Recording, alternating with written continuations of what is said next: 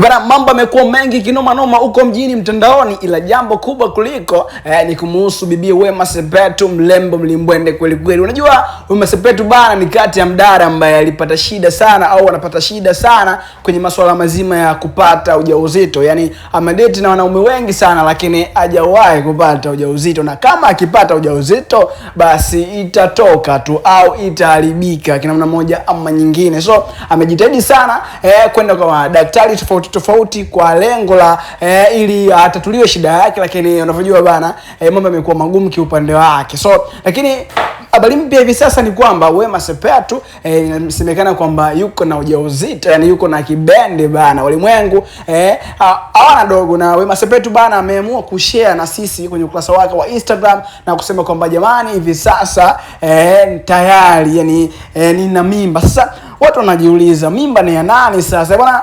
Kwenye mvuta kweli ni kwamba Wema Sepetu ana date na Whozu, msanii yupo kwenye industry Bongo Flava Tanzania. So ni watu ambao wapo kwenye mahusiano muda mrefu kinoma noma. Sasa inasemekana kwamba mimba ambayo yuko nayo Wema Sepetu bwana ni ya Whozu. Wema ulioje? Unakwambia kwamba Whozu anatakiwa apewe zawadi kubwa sana, kwa sababu kuna wanaume wengi sana wametoka na Wema Sepetu lakini hawajaweza kumpa ujauzito. Na za ndani zaidi inasemekana kwamba hiyo ujauzito bana hadi sasa una miezi 3 bana. Unajua bana walimwengu hawana dogo. Sasa wadada wengi wanakuja juu na kumsema Wema Sepetu. Kwa nini wanamsema Wema Sepetu? Kwa sababu Wema Sepetu bana ni kila akipata mimba akiweka public basi mimba inaharibika. Sawa bana, wadada wengi wanamshauri Wema Sepetu kwa hivi sasa sawa kabeba mimba na mpenzi wake Whozu, basi aike private, yani asiweke public tena, maana kila akiweka public anakuwa anaharibikiwa. So wadada wengi naona wakiwa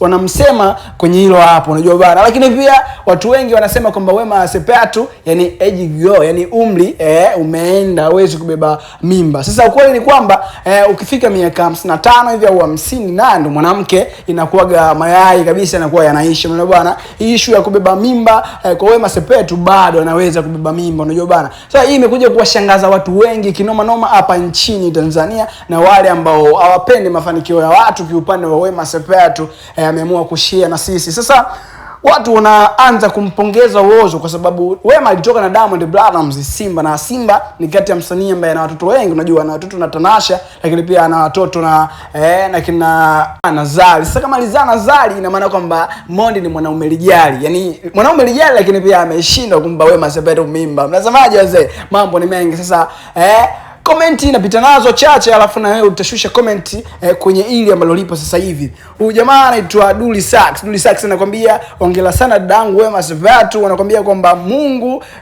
anajibu maombi kwa kila mtu ambaye anamuomba. Bwana mwingine anaitwa Mima. Mima anakuambia kwamba yes, Whozu ni kati ya mwanaume pekee ambaye amefanikiwa kumpa mimba Wema Sepetu. Unatakiwa ujengewe sanamu lako bana. Wanaume wengi wamefeli kumpa mimba Wema Sepetu. Bwana, hayo ni maneno ya mashabiki, yani walicomment kwenye ile video ambayo Wema Sepetu aliamua kushare na sisi. Kitu gani wewe hapo unakiona, mtazamaji wa Mingi Digital? Sawa kusubscribe ili uwe kwanza kupata update mara kwa mara. Unajua bana, unakuwa unaishi kijanja, unaishi kinyamwezi, au sio bana?